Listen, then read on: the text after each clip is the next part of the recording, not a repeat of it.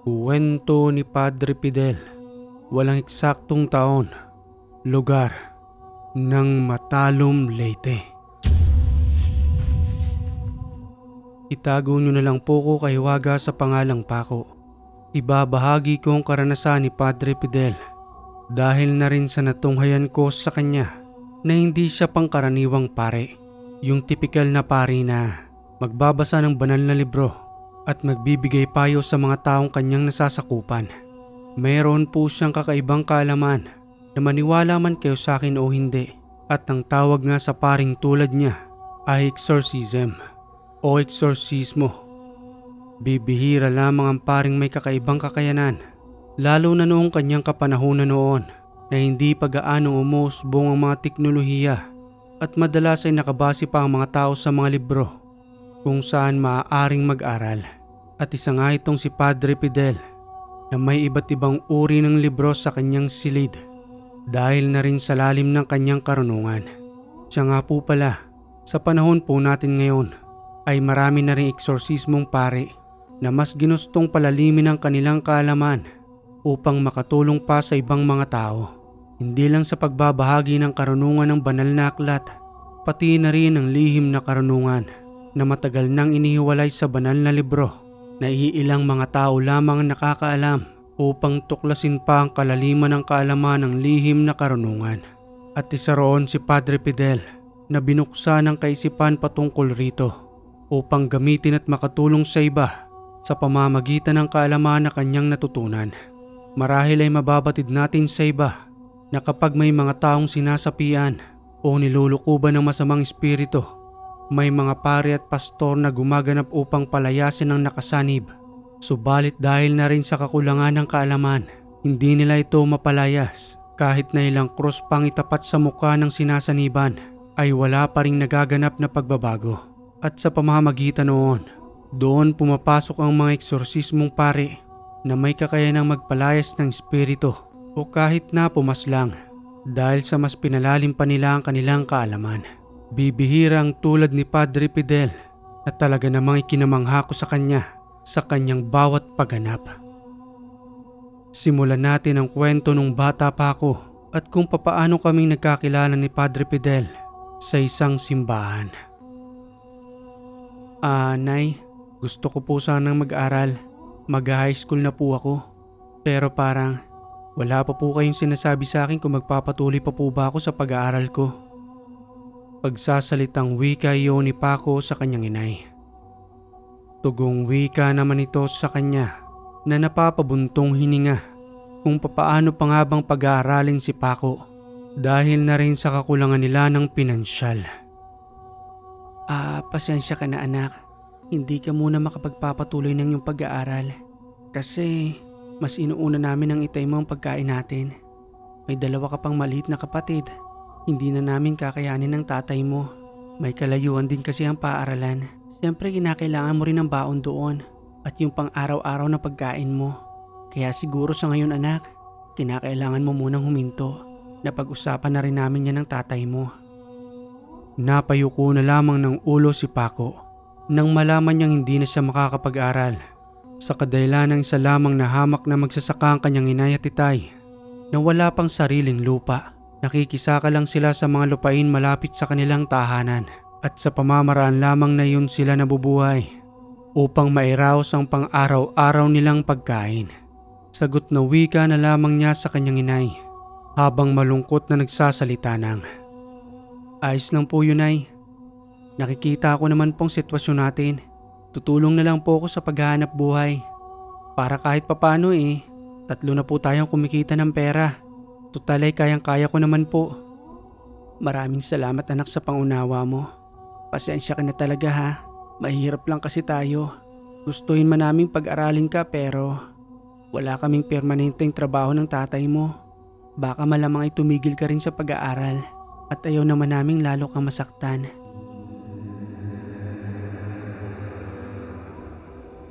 Makalipas ang isang linggo, habang abala sa paghahanda ang kanyang inay at itay upang magtungo sa kanilang sinasaka, may dumating sa kanilang tahanang tatlong madre kasama ang isang guro ng elementarya na naging guro pa noon ni Paco. Madali itong nagtaupo sa kanilang tahanan. Sakto namang nakabukas ang kanilang pintuan noon, kung saan nakaupo sa may pintuan si Paco na hinihintay ang kanyang mga magulang sa paghahanda. Bigla siyang napatayo nang makitang tatlong madre, gayon din ang kanyang guro na nagsasalita ng, "Oy Paco, kamusta ka na? Nandiyan dyan ba ang mga magulang mo?" "Ayos lang po sir, napadalaw po yata kayo sa bahay namin." "Opo, nandito po sila. Naghahanda na po para makisakahan kami." Mabuti naman kung nandyan sila. Mother, siya po si Paco. Magaling po ang batang yan. Lagi po siyang nasa top sa pag-aaral noon, kaya nakakapanghinayang. Paco, tawagin mong nanay mo. Kung maaari lang kamo na makausap namin sila." "Sige po sir, tatawagin ko lang po sila." Maya-maya pa sa muling pagbabalik ni Paco, kasama na nga niyang kanyang inay at itay. Dagli naman silang pinapasok sa loob ng tahanan. Ipinaliwanag ng guro ang kanilang pakay patungkol kay Paco. Noong unay hindi ito sangayon, subalit nakita ng kanyang mga magulang ang kislap sa kanyang mga mata na magkaroon ng pag-asang makapag-aral muli sa pamamagitan ng mga madreng yon at sa tulong na rin ng kanyang dating guro. Aling Lita at Mang Owen, ito na ho ang pag-asa ninyo para mapag-aral yang si Paco. Matalino ho ang anak ninyo. Kaya nga ho nangihinayang ako eh. Sakto naman po nagkaroon ng pagkakataon na naghahanap sila ng mga kabataang mapag-aaral. Kaya sinamahan ko na ho sila dito. Pumayag na ho kayo para na lamang sa kinabukasan ni Paco. Subalit sa kinalaunan ay sumang-ayon din ng kanyang mga magulang. Napaluha ang kanyang inay sa kadahilanang mapapalayo sa kanila si Paco upang makapag-aral ito sa Manila sa pamamagitan ng isang kumbento na kumukupkop ng mga kabataang gustong mag-aral. Sila ang bahala sa lahat. Pagkain, matitirahan, talagang pag-aaral na lamang ang kanilang gagawin. At nang sumang-ayon na nga ang kanyang mga magulang, para sa kinabukasan ni Paco, natuwa siya sa pangyaring yon at muling nagkaroon ng pag-asang makapagtapos ng pag-aaral hanggang sa magpaalam na ang dati niyang guro, pati na rin ang tatlong madre, at babalik na lamang umano sila sa 1 linggo. At ihanda na umano ang lahat ng papel na kanilang kinakailangan, gayon na rin ang mga damit ni Paco upang makapag-aral na siya sa kumbento. At nung araw ding iyon, hindi na pinasama si Paco ng kanyang mga magulang sa paghahanap buhay. Bagkus ay maaga siyang pinaganda ng kanyang mga gamit upang sa muling pagbabalik ng tatlong madre ay makasama na siya sa Manila. Hindi ko na po sasabihin kung anong saktong lugar ng kumbento at kung anong pangalan nito, para na rin sa privacy ng kumbentong aking pinanggalingan.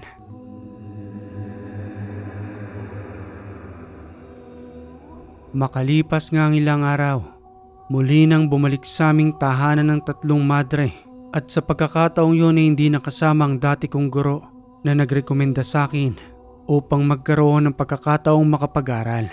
Kaya nga laking pasasalamat ko sa kanya noon at magpahanggang sa ngayon ay palagi ko pa rin siyang naaalala. At sa pagalis ko nga noon sa aming tahanan, sobrang iyak ni inay at itay habang yumayakap sa akin na nagwiwika sa lingwaheng Bisaya ng, "Paco, anak, eskwela og tarong, ayaw pagpasaway didto. Mauwaw sa mga madre ba, kay buutan man na sila. Balik dayon diri ha, pakahumanimog high school." Nasa lingwaheng Tagalog naman, "Paco, mag-aral ka ng mabuti ha.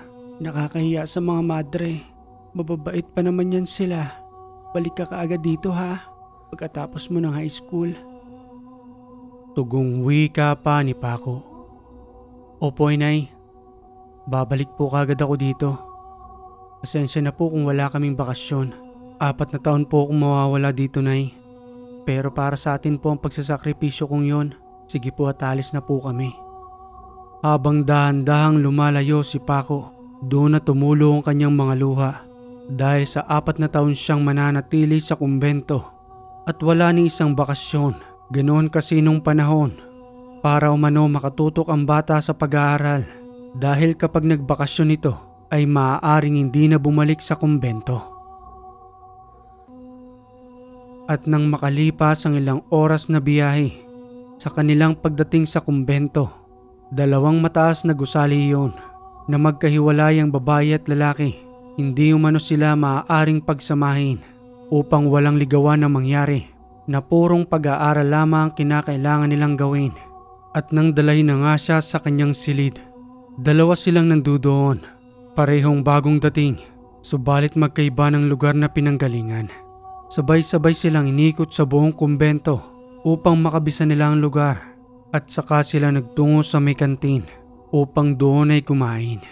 Nagkakilanlan silang dalawa ni Paco hanggang sa naging magkasangga sa loob ng kumbentong yon. Ano nga bang pangalan mo? Kanina pa tayo magkasama sa pag-iikot sa kumbentong ito, pero hindi ko pa alam ang pangalan mo. Ako nga pala si Paco. Ako naman si Lorenzo. Nanggaling pa ako ng Batangas. Batangas. Ako naman ay waray-waray. From Leyte. Hirap din ba sa pamumuhay ang mga magulang mo? Kaya nandito ka rin ngayon para makipagsapalaran. Ganoon na nga, Paco. Mas mahirap pa kami sa daga. Nangangalakal lang kasi ang mga magulang ko. Kaya naawa sa akin ang mga madre. Kinuha ko para pag-aralin dito. Halos pareho lang pala tayo ng sitwasyon. Sana matapos natin ang 4 na taon. Para naman hindi mabigo ang mga magulang natin, na umaasang babalik tayong nakapagtapos ng high school. At kahit papano may natapos naman. Para maging proud naman sila sa atin kahit papano. Sige, at pilitin nating matapos ito ng 4 na taon. Saan ka ba magaling? Sa math ba o sa English? Pareho lang, Lorenzo. Pareho ko silang paborito. Wow, ang galing mo pala. Kasi ako sa math lang magaling. Pero sa English kulelat ako. Bibihira ang ganyan. Kadalasan kapag magaling ka sa English, mahina ka naman sa math. Kapag magaling ka naman sa math, mahina ka naman sa English. Ikaw pinagsama mo. Ngayon pa lang ay humahanga na ako sa iyo, Paco. Basta pakupehin mo na lang ako sa English kapag hindi ko alam ang sagot. Walang problema, Lorenzo. Pero mag-aaral ka pa rin para hindi naman sa lahat ng oras iaasa mo sa akin. Ayos lang ba yun sa'yo? Ayos na ayos yun sa akin, Paco. Hanggang sa dumating na nga ang araw ng aming pag-aaral. Mahigpit ang mga madre. Pero alam kong para sa amin naman ang ginagawa nilang yun. May tamang oras ng pagtulog sa gabi na madalas naman kaming dinadalaw sa silid upang kamustahin doon. At sa tuwing umaga nga na aming pagpasok, bawal na bawal kaming malate sa kadahilanang malapit lamang ang aming silid kung saan kaming bawat seksyon ay nag-aaral. Hindi lang patungkol sa mga libro, pati na rin sa pag-aaral ng banal na aklat na araw-araw naman naming binabasa. At dahil sa mga ganoong uri ng ganap, natutunan namin ang salitang disiplina na maaari naman naming may apply sa aming buhay.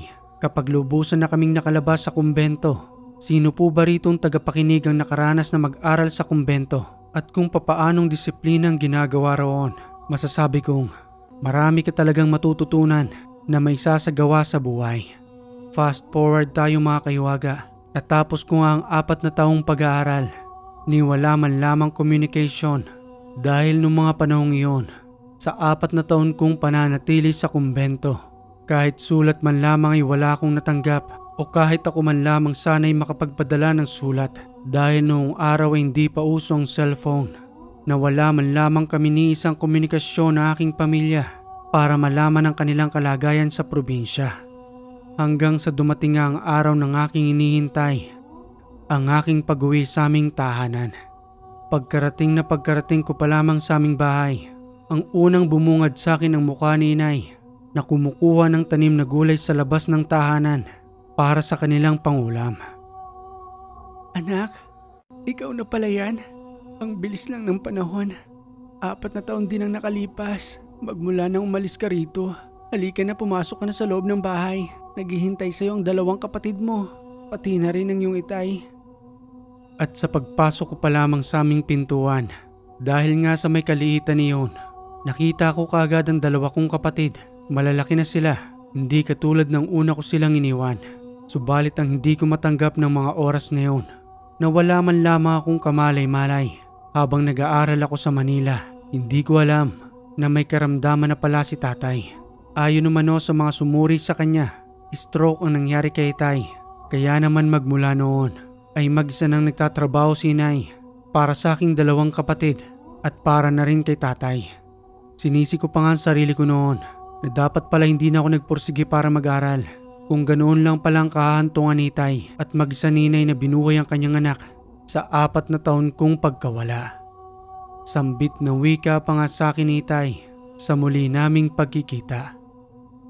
Pasensya ka na anak, na-stroke ang tatay mo. Ang tangkad-tangkad mo na. Hindi ako nakakatulong sa nanay mo ngayon. 1 taon na akong ganito anak. Pilit ko mang tulungan ng nanay mo. Pero hindi kaya ng katawan ko. Hindi ko na maikilos ng maayos dahil sa nangyari sa akin. Ako na pong bahala, Tay. Tutulong po ako sa inyo at huwag mo pong pilitin ang sarili mo. Hindi mo naman yan ginusto at ginawa mo na rin ang lahat bilang tatay. Yun nga lang bumigay ang katawan mo kaya nagkaroon ka ng ganyang karamdaman. Hayaan mo't bukas na bukas rin. Maghahanap ako ng mapagkakakitaan.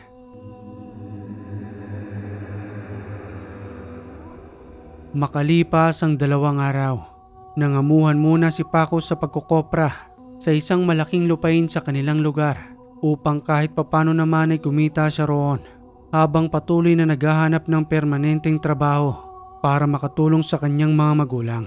Subalit sa hindi niya inaasahan, may nagtungo na naman sa kanilang isang madre at muling hinahanap itong si Paco. Subalit sa pagkakataong yon ay ang pari na umano ang naghahanap sa kanya na nagngangalang Fidel. Muli umano siyang nirekomenda ng kumbentong kanyang pinanggalingan para daw umano maging isang sakristan sa simbahan ni Padre Fidel. Agad naman siyang sumang-ayon sa pakiusap ng madre dahil bilin pa umano ng pare sa madring yon na bibigyan ng pang-araw-araw na salapi itong si Paco, lalo na nang malaman ng pare na ang kanyang itay ay may malubhang karamdaman. Muli siyang nagpaalam sa kanyang mga magulang, subalit sa pagkakataong yon ay malapit lamang ang simbahan sa kanilang tahanan. Oras lamang ang pagitan upang madali rin siyang makabisita sa kanyang mga mahal sa buhay. At nang makarating na nga sila sa simbahan ni Padre Fidel, kaagad din siyang kinausap nito at ipinaliwanag ang kanyang mga gagawin bilang sakristan at tutulong sa kanya sa bawat gagawin nitong misa. Hindi naman maiwasang magtanong ni Paco sa pare kung bakit siya umanong napiling umalalay sa kanya roon at makatulong sa bawat misa ng simbahan. Ang naging sagot lang naman ito sa kanya habang nagwiwika ng, Ikaw ang aking napili, Paco. Dahil napansin ko sa iyo ang dedikasyon. Inirekomenda ka sa akin ng kumbento. Nangangailangan ako ng tulad mo dito sa simbahang ito. Ipinabasa rin nila sa akin ang isinulat mo sa kumbento patungkol sa mga pangarap mo sa buhay para sa iyong pamilya. Kaya madali kitang pinapuntahan kay Mother Teresa upang alamin kung nandito ka pa nga ba. Mabuti naman at hindi ka pa lumuwas sa lugar na ito. Ganun ho ba, Padre Fidel?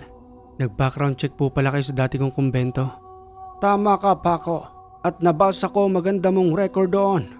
Wala tayong pinagkaiba. Dahil isang tulad mo rin ako nung aking kabataan. Isang laking kumbento na nag-aral ng 4 na taon doon hanggang sa nagkaroon ng pagkakataong makapag-aral ng pagiging pare. Isang dating albularyo ang tatay ko, pero mahirap lamang kami. May kumupkop sa akin para pag-aralin ako. Ikaw ba, Paco? Gusto mo bang ipagpatuloy ang iyong pag-aaral? Opo naman, Padre Fidel. Pangarap ko pong makapagtapos para makatulong po sa aking mga magulang. Magmula ngayong araw na ito, ako na ang magpapaaral sa iyo at bibigyan pa kita ng salapi para makatulong sa iyong mga magulang. Marami pong salamat, Padre Fidel. Hayaan niyo po at pagbubutihin ko ang aking gampanin dito sa simbahan.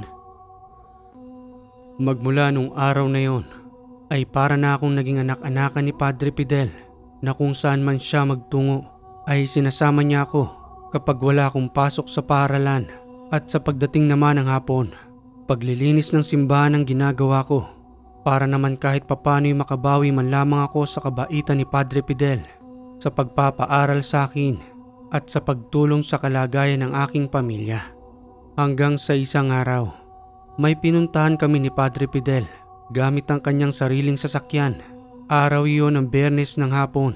Sakto namang naglilinis pa ako ng simbahan na pinupunasan ng mga santo roon, pati na rin ng mga figurin at upuan, nang bigla siyang lumapit sa akin habang nagwiwika ng, Paco, halika munang saglit. May pupuntahan tayo. May nangangailangan ng tulong sa kabilang barangay. Inaasahan ng pamilyang paparating ako roon. Opo, Padre Fidel.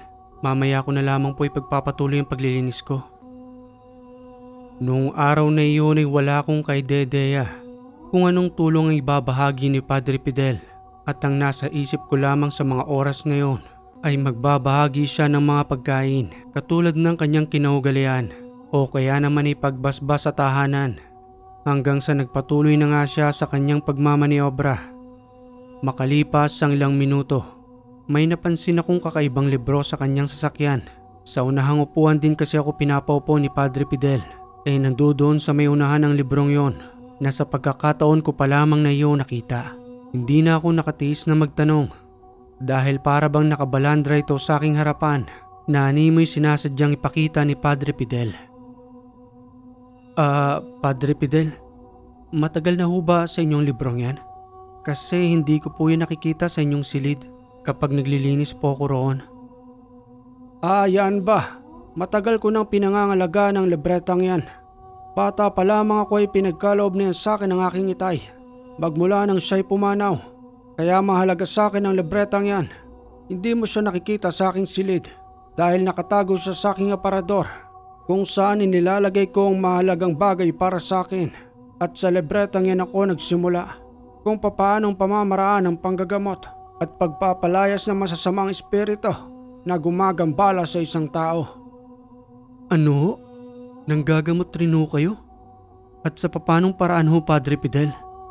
Mamaya ay matutunghayan mo, Paco, kung papaanong kaparaanan ang ginagawa kong panggagamot. Kulang ang kaalaman sa banal na aklat upang makapagpagaling at makapagpalayas ng masamang espiritu. Sa kadahilanang hinati ito sa dalawa, napunta sa isang libreta ang mga may kapangyarihang salita na maaaring gamitin sa kabutihan at maaari ding gamitin sa kasamaan. Depende yan sa kaisipan ng taong nagtatangan. At kahit nangabay sana kumpare, ginagampanan ko pa rin ang aking tungkulin dahil alam kong bibihira ang tulad ko na gumagamit ng ganitong kaalaman.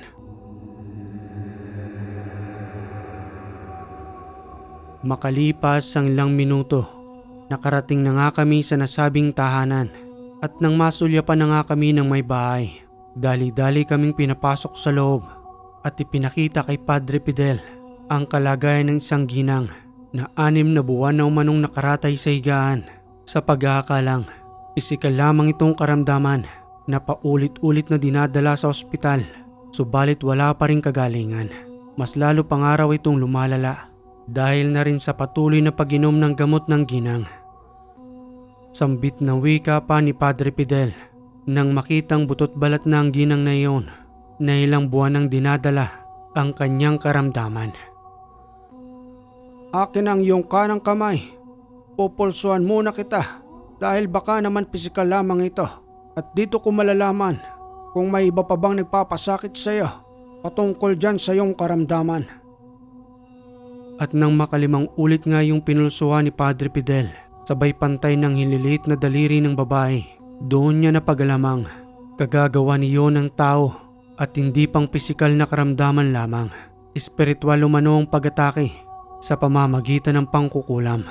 Kakaiba ang paring yon dahil mas pinalalim niya pa ang kanyang kaalaman upang mas makatulong pa sa tao at hindi lang pangangaral ang kanyang ginagawa, pati na rin ang panggagamot na palihim niya namang ginagampanan noon. Hindi naman sa bawal iyon sa simbahan, subalit marami pa rin ang kritisismo na kung saan ay kanyang iniiwasan dahil na rin sa babaw ng kaalaman ng iba patungkol sa lihim na karunungan. Maya-maya pa'y naguhumiyaw na ang babae na ginagamot ni Padre Fidel hanggang sa magpakilala ito na isa pala sa kamag-anak ng babaeng iyon na ang pinag-aawayan nila ay ang patungkol sa paghahati ng lupa na ipinamana pa umano ng kanilang mga magulang noon. Wika pa nang nakasanib sa katawan ng ginang. Isa kang pakialamerong pare. Wala kang karapatan na manggamot. Doon ka na lamang sa simbahan mo at huwag ka namang gulo sa aming kakayanan. Bakit mo pinasasakitan ng taong ito? Ano bang kasalanan niya sa iyo? Wala siyang kasalanan sa akin. Ipinagawa lamang ito sa akin ng kanyang kapatid at bilang kapalit noon ay ang salapi na aking kinakailangan. At kapag napaslang ko pa ang babaeng ito, bonus pa sa akin yon. karagdagang antas bilang mangkukulam. Napakasama mo. Isa kang bayarang mangkukulam. Papaano ninyo naatim ang ganyang gawain? Ang makapanakit ng inyong kapwa, kapalit ng pera at karagdagang kapangyarihan. Kung ako sa iyo mangkukulam, bibigyan pa kita ng isang pagkakataon. Maaari kang magtungo sa aking simbahan upang doon ay mangumpisal at ipagpasa Diyos ang iyong mga maling nagawa. Maaari ka pang magbago. Hihintayin kitang magtungo sa aking simbahan. Kausapin mo ako bilang kaibigan at hindi kaaway. Pinapatawa mo naman ako, Padre. Wala na akong oras para sa pagbabago. Sa dami ng napaslang ko. Sa tingin mo, tatanggapin pa rin ba ako sa langit?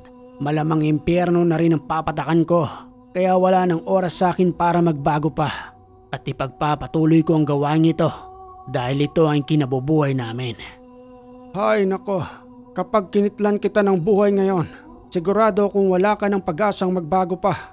Pero dahil nga sa kasabihan na kapag may buhay pa ay marami ka pang pag-asa para magbago upang iyong pagsisihan ang mga mali mong nagawa. Hindi ako papasok sa simbahan mo para lamang lumuhod at tumingi ng tawad. Isa lamang ang aking niluluhuran, ang aking Panginoon. Panginoon, ang iyong Panginoon ay traidor. Sa oras ng iyong pangangailangan ay hindi kanya tutulungan. Ang nais lamang nila ay may sadla kayo sa maling gawain. At pagkatapos noon ay pagtatawanan na kayo sa impyerno dahil yon ang kanilang gusto, na marami silang mahikayat at madala sa kanilang kaharian upang doon naman kayo ay pasakitan.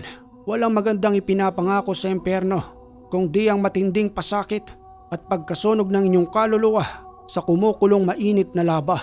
Hindi katulad sa ipinangako ng Panginoon na magandang paraiso, tahimik na pamumuhay, wala ni kahit na isamang puot o kahit na anumang galit sa ating mga puso kapag nandoon na tayo sa kanyang kaharian.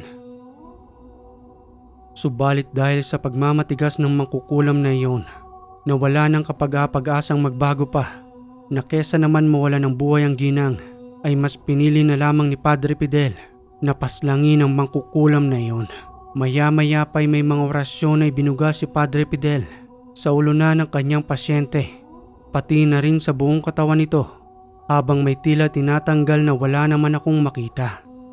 At nang mapainom na nga ito ng tubig na kinargaan ng orasyon, maya-maya ay umayos ng kalagayan ng ginang. At sa mga pagkakataong iyon, nagkaroon ako ng ideya na kung papayag si Padre Fidel na makikiusap ako sa kanya na kung maaari puntahan din namin ang aking itay upang matingnan niya ito kung pang pisikal nga ba ang karamdaman ni tatay o pang espiritual. Maya-maya pa'y nagpaalam na kami roon. Pinagpayuhan na lamang ni Padre Fidel na mag-usap-usap ang mga magkakapatid patungkol sa lupang kanilang pinag-aawayan upang tuluyan ang matapos ang kaguluhang iyon na naging dahilan ng karamdaman ng ginang. At sa pagsasarado ko pa lamang ng pintuan ng sasakyan, napansin ni Padre Fidel na nag-iisip ako, kaya napatanong ito sa akin na nagwiwika ng, "Ano bang iniisip mo, Paco? Bakit parang malayo ang tingin mo dyan sa labas? May gumugulo ba sa iyong isipan dahil sa natunghayan mo sa akin?" Wala naman po, Padre Fidel. Naisip ko lang po kasi na yung sitwasyon po ni tatay. Makikiusap po sana ako sa inyo na kung maaari puntahan din po natin siya upang malaman ko po kung anong tunay niyang kalagayan. Kasi nang nasa kumbento po ako at mahigit na 1 taon na daw po nakalipas, magmula nang may stroke siya. Pero sa mga panahon na daw po na yun malakas naman daw po ang pangangatawan ni Tay. Kaya yun po ang kinagulat ni Nay kung bakit nagtamo po siya ng stroke. Kahit na maganda pa ang katayuan ng iyong katawan, nakadepende yan sa kalagayan ng iyong ugat. Kung barado na nga ba ito na magiging dahilan ng pagputok ng dinadaluyan ng dugo, pupuntahan natin ang iyong itay. Pero hindi pa sa araw na ito. Alanganing oras na tayo, Paco. May misa pa tayo mamaya. Ayos lang ba sa iyo na sa susunod na araw na tayo magtungo roon? Sige po, Padre Fidel. Wala pong problema sa akin. Sinubukan ko lang naman po na kung sasang-ayon kayo. Salamat po dahil pumayag kayo na gamutin ng tatay ko. Hihintayin ko na lamang po yung araw ng pagpunta natin doon. Ipinagpatuloy na nga ni Padre Fidel ang pagmamaneho upang makaabot pa sa oras ng misa.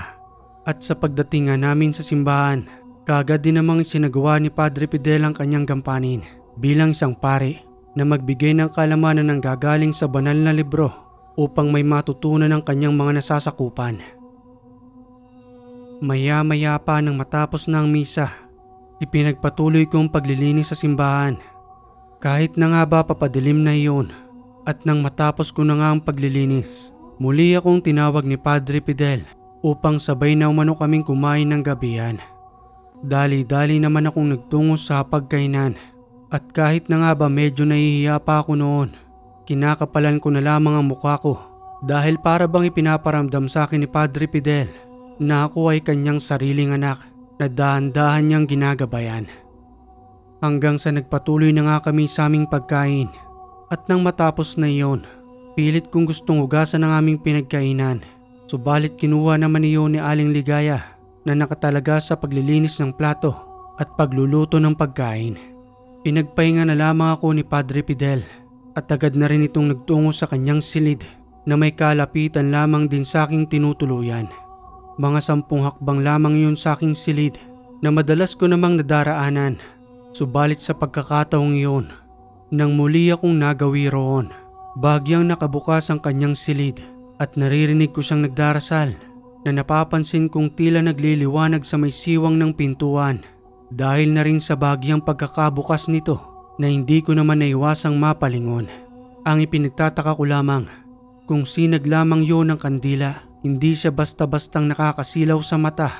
Alam mo yung parang tumitig ka sa liwanag ng araw na hindi mo kakayaning tuluyang tingnan dahil sa nakakasilaw na liwanag. Hanggang sa dahan-dahang kusang sumarado ang pintuan na ang nasa isip ko lamang ng mga oras na yon ay si Padre Fidel ang may kagagawan upang hindi marinig ang kanyang pagdarasal. Binaliwala ko na lamang naman iyon at nagpatuloy na sa pagtungo sa aking silid upang makapagpahinga na rin.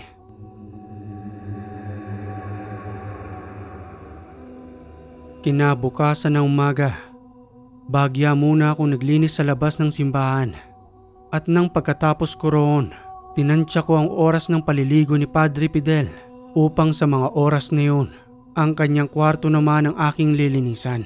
Bagya muna akong kumatok roon dahil baka nandudoon pa rin siya, subalit wala nang sumasagot. Kaya dahan-dahan ko nang binuksan ang pintuan at habang naglilinis ako sa kanyang silid, may napansin akong kakaibang medalyon na nakalagay sa kanyang mesa na nakapatong sa isang libreta na nakita ko sa kanyang sasakyan nang gamutin niya ang isang ginang. Hindi ko na lamang ginalaw iyon dahil para bang naninindig ang aking balahibo sa tuwing bahagya akong lumalapit sa medalyon. Pati na rin sa libreta. Hindi yung paninindig ng balahibo dahil sa takot na para bang may nakapaloob na malakas na enerhiya sa medalyong iyon na sa mga oras na iyon ay hindi ko may paliwanag ang aking pakiramdam.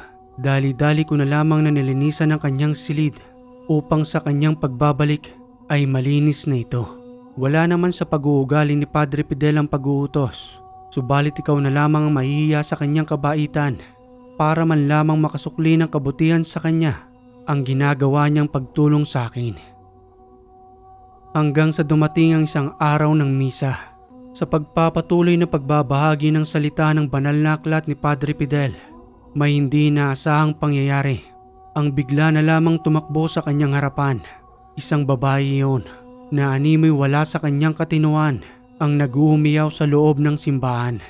Paulit-ulit na idinuduro si Padre Fidel at minumura pa nga siya nito habang nagsasalita ng, "Isa kang peking pare.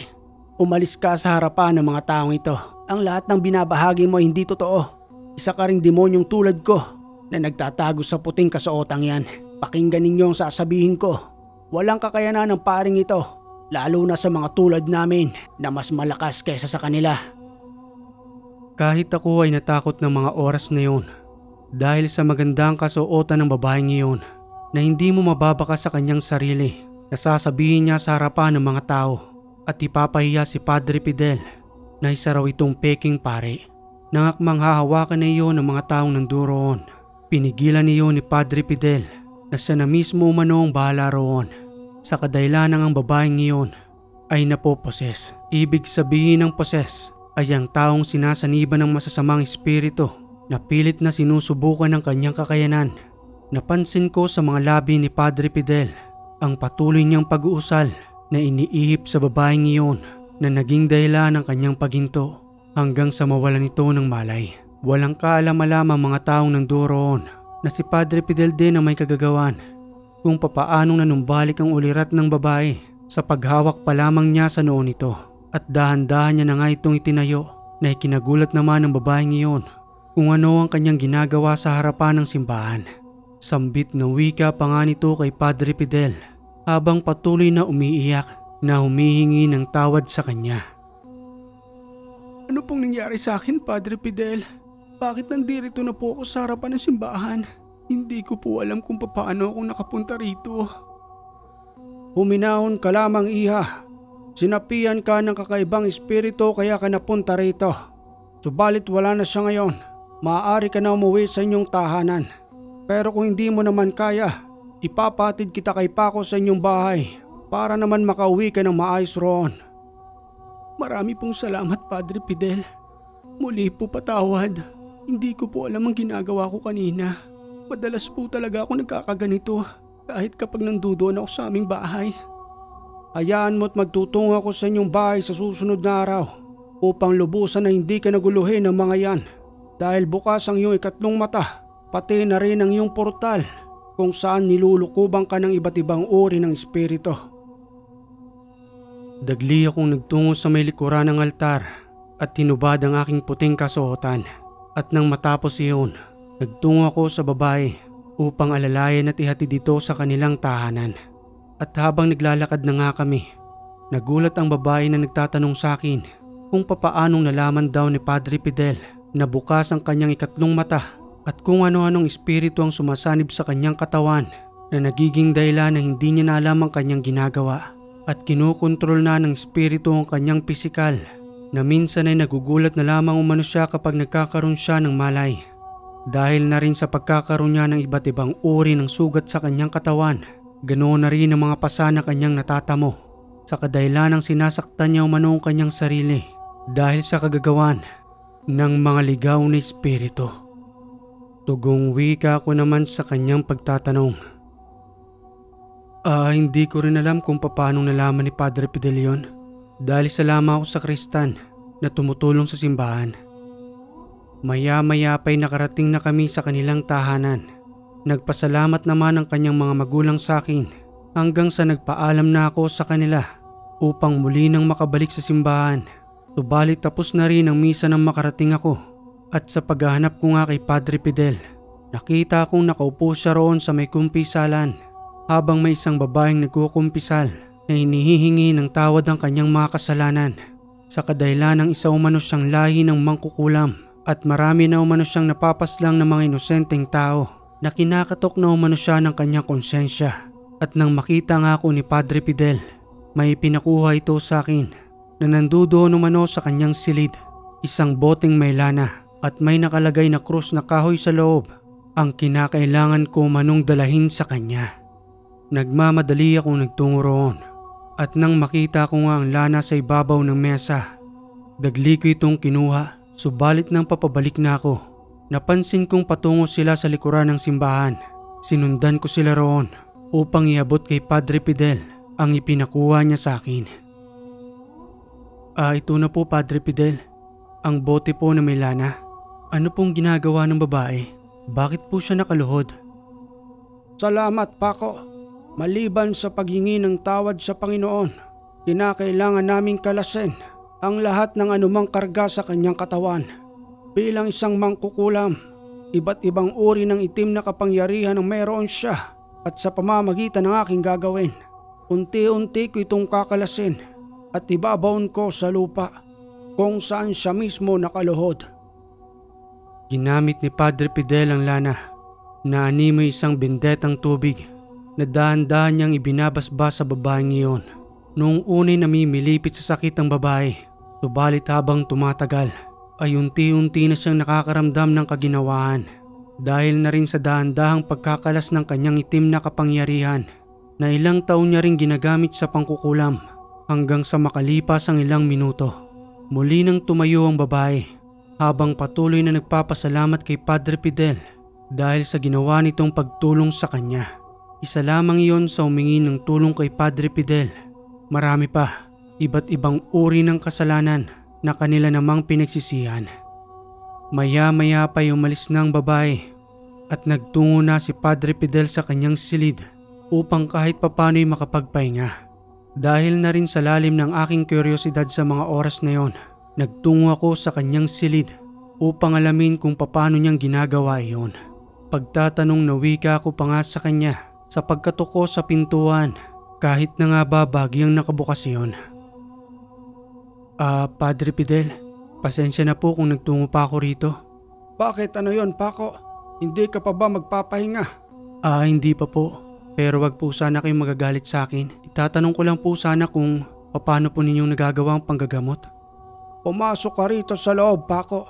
Mahaba-habang usapin ang gusto mong malaman. May kalaliman ang iyong pagtatanong. Halika't maupo ka rito sa may silya. Total naman ay anak ng turing ko sa'yo at may sisiwalat ako sa iyong kaalaman upang kahit papano'y magkaroon ka ng ideya patungkol sa ginagawa ko.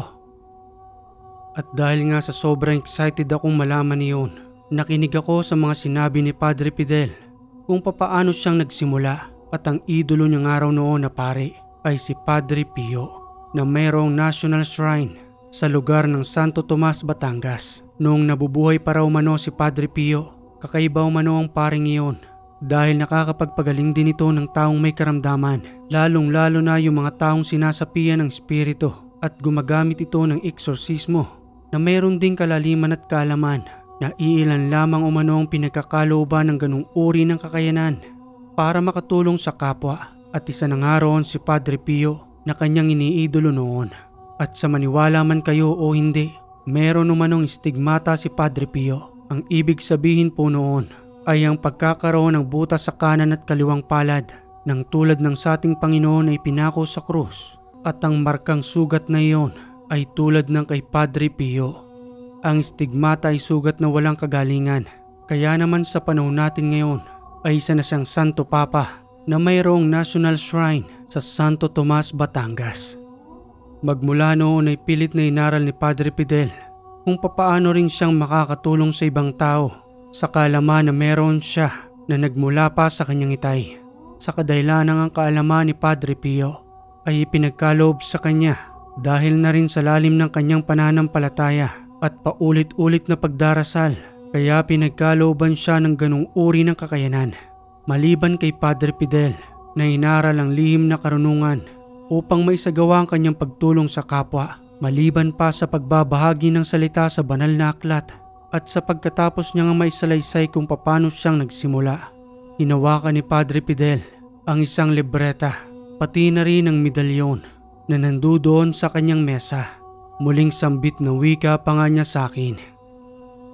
Alam mo pa ako, dahil sa librong ito, binuksan nito ang sarado kong isipan upang mas palawakin pa ang aking kaalaman. Ang totoo sa mundo nating ito, kapag sarado ang isipan ng isang tao, doon magmumula ang kamangmangan. At dahil sa kamangmangan ng isang individual, hindi nabubuksan ang iba pa nilang kakayanan na ipinagkaloob sa atin ng Panginoon. Alam mo, ang umiiral ang kayabangan at pride na sumisira sa kaisipan ng isang tao. Isipin mo na lamang kung ang karamihang mga tao ay bukas para sa karunungan, mas marami ang magtutulungan upang gapiin ang masasamang espiritu at mga elementong gumagambala sa mga tao. Malalim ang usaping ito, Paco. Hindi kakayanin ng isang araw lamang na pag-uusap. Sige na, at magpahinga ka na muna. Pag-iisipan kong mabuti kung tuturuan kita patungkol dito. Umalis ako sa kwartong iyon na marami pa rin katanungan sa aking isipan na hindi pa lubos ang nasasagot. At sa pagpasok ko nga sa aking silid, hindi ako makatulog dahil sa pag-iisip patungkol doon.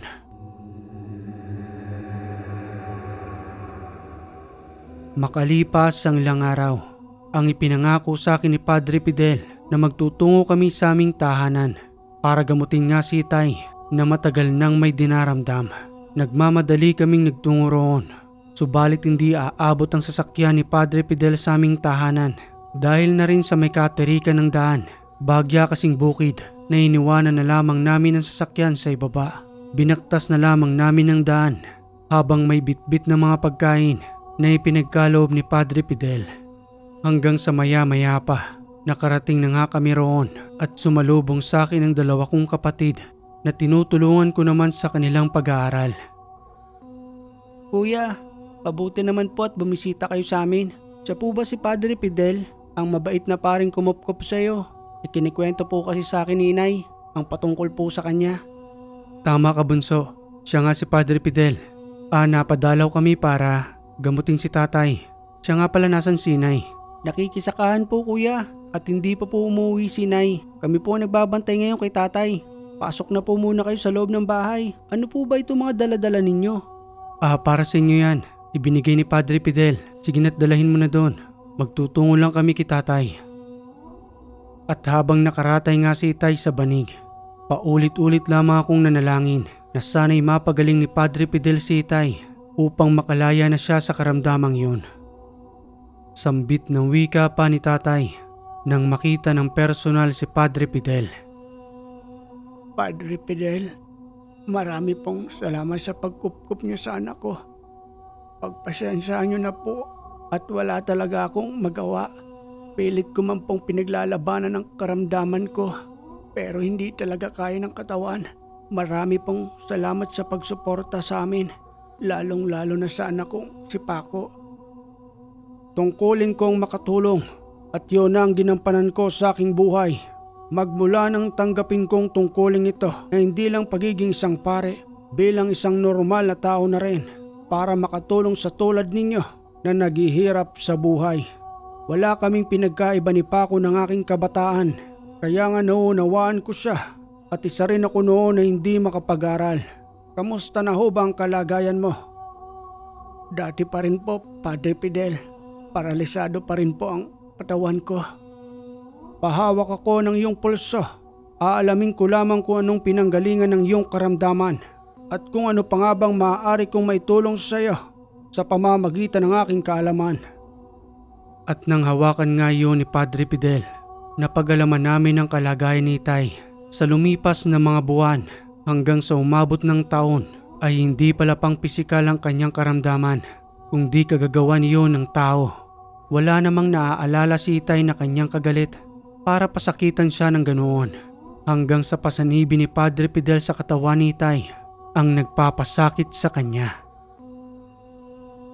Anong ginagawa mo? Bakit mo pinasasakitan ng taong ito? Wala naman yata siyang nagawang mali sa iyo para patigasin ang kanyang buong katawan hanggang sa hindi na makapaghanap buhay. Noong una hindi nagsasalita ang nakasanib sa katawan ni Itay. Nananahimik lamang ito, subalit may tumutulong luha sa kanyang mga mata na para bang pinagsisisihan ang kanyang ginawa, hanggang sa magsalita na nga siya kay Padre Fidel at nagpakilala sa pangalang.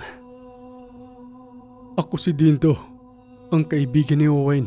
Nainggit lang ako sa kanya, kaya pinasakitan ko siya ng ganyan. Sobra kasing sipag eh. Halos magawan na ako ng hanap buhay. Pareho lang naman kaming nangangamuhan para makisakahan sa ibang lupa. Kaya yan, nang gawin kong paralisado ang kanyang buong katawan, wala na akong kagaw ngayon para mangamuhan sa pag-aani. Tugong wika naman ni Padre Fidel. Hindi ka tunay na kaibigan. Inggit ang pinapairal mo. Alam mong pamilyado ang taong ito, kaya pilit siyang naghahanap buhay para sa kanyang mga anak, na ikaw namang inggitero na walang magawa sa buhay para pasakitan ng taong ito.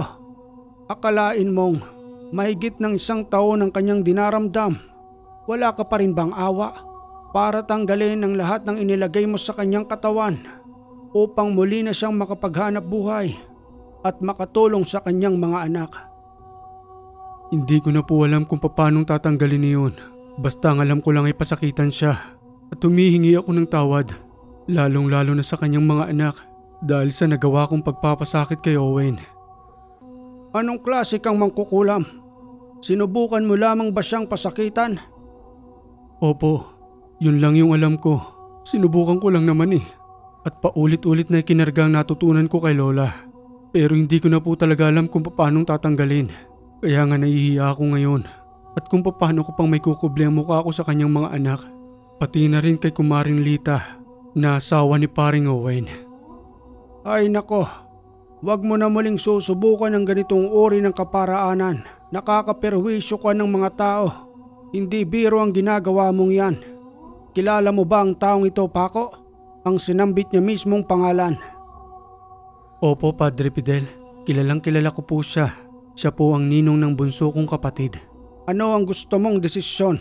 Bibigyan pa ba natin siya ng isang pagkakataon?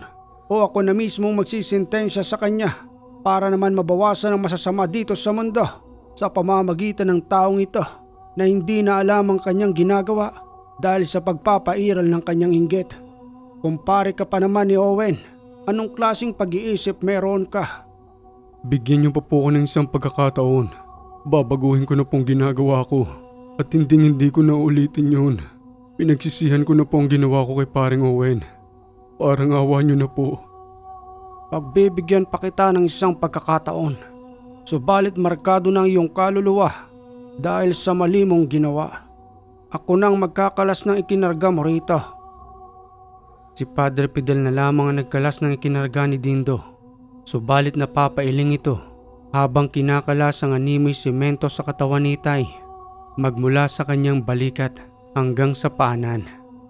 Maya-maya pa nang matapos na iyon, pinainom si Itay ng isang basong tubig na kinargahan niya ng usal at 3 beses na inihipan ng pakros hanggang sa bagyang nakagalaw ang katawan ni Itay. Subalit lilipas pa umano ang buwan bago lubusan itong makabalik sa dati sa kadahilanang naparalisado pati ang kanyang ugat dahil na rin umano sa matagal na pagkakahiga na hindi na dumadaloy ng maayos ang kanyang dugo patungo sa kanyang buong katawan. Pagtatanong na wika ko pa kay Padre Fidel nang makahinga-hinga na ito ng maayos sa patuloy na paggagamot kay Itay. Padre Fidel, ano pong ginawa ninyo kay Mang Dindo? Wala na ho ba siya dyan sa katawan ni Itay? Tugong wika naman ito sa akin ang. Kanina ko pa siyang pinalis.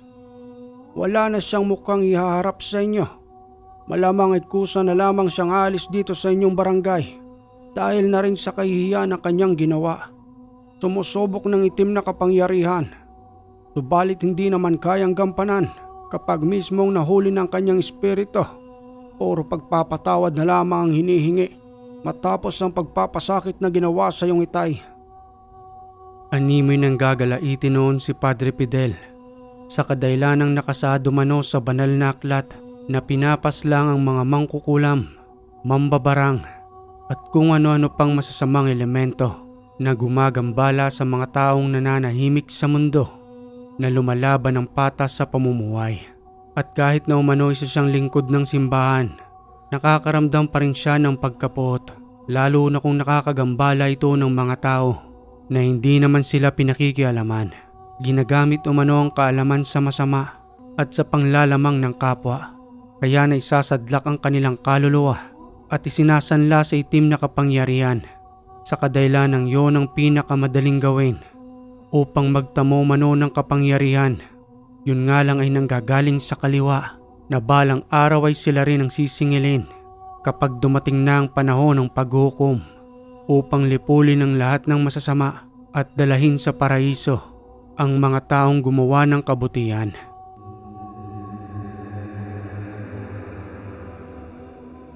Matapos niyang gamutin si Itay, madali kaming nagtungo sa puntod ng kanyang ama at doon ay napagalaman kong isa palang dating bantugan na manggagamot ng kanyang ama na nung kanyang kapanahunan ay walang pinapatawad na masasamang nilalang upang makatulong sa mga taong lumalapit sa kanya.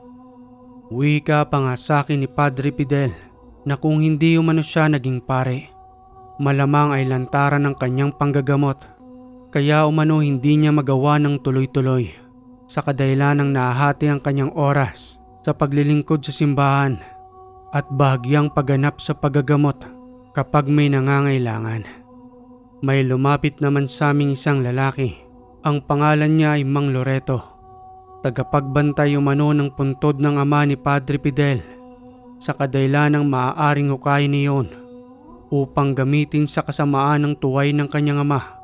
Lalo pat bantugan nito nung araw na maaaring pasunurin ang kaluluwa nito kung sakaling makuha ang kanyang tuway at gamitin sa itim na kapangyarihan na ayaw namang mangyari ni Padre Fidel. Sambit na wika pa ni Mang Loreto. Nung nakaraang araw nga lang po, Padre Fidel, may 6 na katao po ang nagpunta rito. Nung una nagmamatsyag-matsyag lang sila. Ang akala ko nga po may dadalawin lang na puntod. Yun pala pinagpaplanuhan ko kayo ng puntod ng iyong ama. Kaya nga po nagmamadali akong tumawag ng mga tanod. Bahagya nga po natiktikan ng mga gilid nito. Ayan po yung mga bakas oh. Pero tinapalan ko na po ng semento at muli ng pininturahan. Siguro po mga grupo yun ng kulto. Kasi sama-sama po sila eh. At saka pare-parehong nakaitim. Maraming salamat sa iyong pagbabantay, Loreto. Magmula pa sa iyong ama. Siya na ang nagbabantay nito. At nang pumanaw nga siya, lugod kong ipinagkatiwala sa iyo ang puntod ng aking ama. At hindi naman ako nagkamali roon. Maraming salamat sa iyong pamilya. O paano ba yan, Loreto? Aalis na kami. May pupuntahan pa kasi kami ni Paco. Naalala ni Padre Fidel ng mga oras ngayon. Ang babaeng madalas na sinasapian. Sadya'y naumano namin iyon upang hindi naman masayang ang oras namin. Sa kadahilan ng ang araw na iyon ay ang araw ng kanyang pahinga. Ngunit inilalaan niya pa rin sa pagtulong.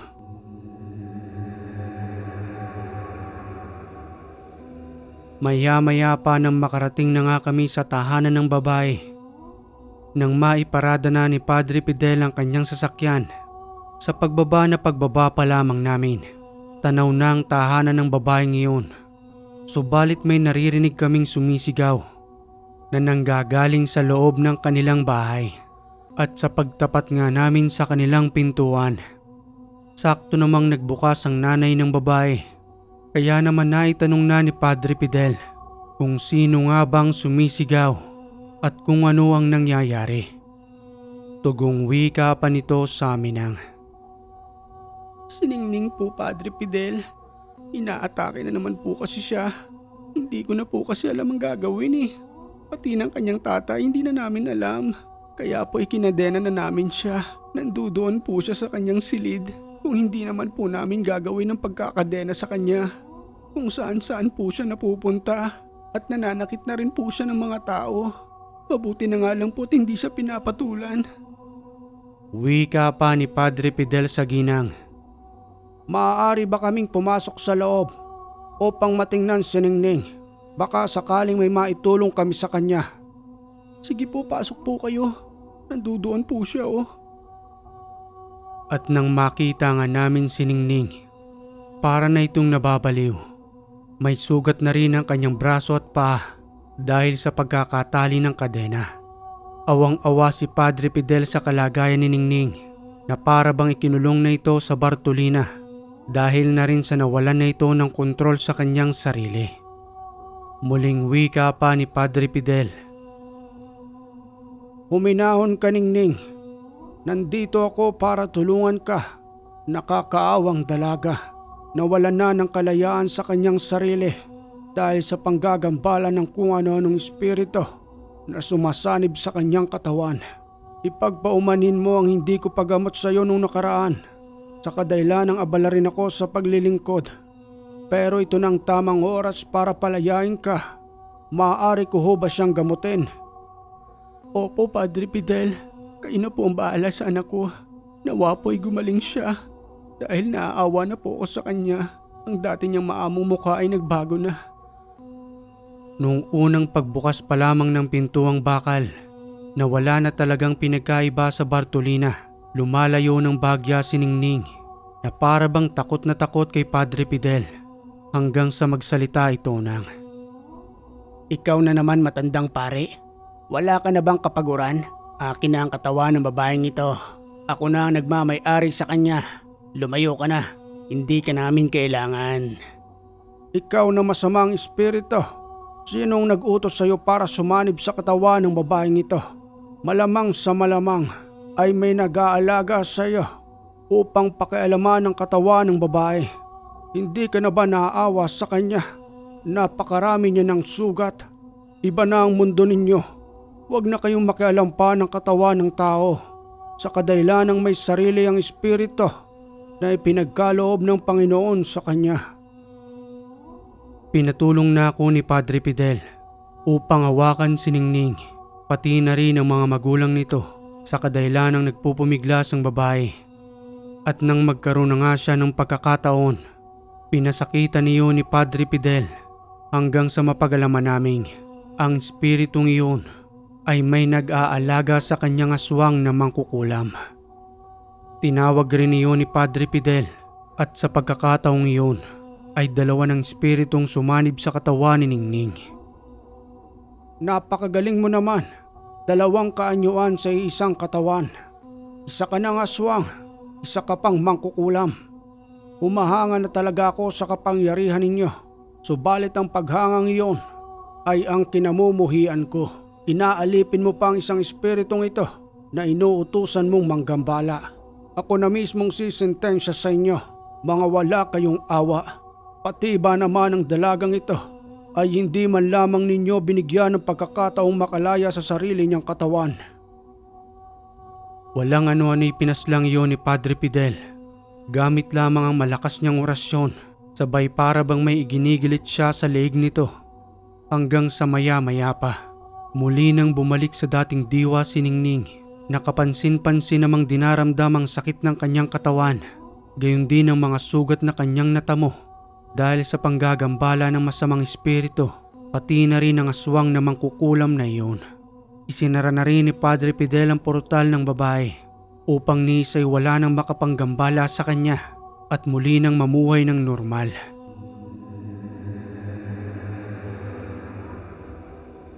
Makalipas ang ilang taong pananatili ko kay Padre Fidel, dahil na rin sa kanyang katandaan, pumanaw na rin siya, subalit hindi ako umalis sa kanyang tabi hanggang sa huling araw niya dito sa lupa.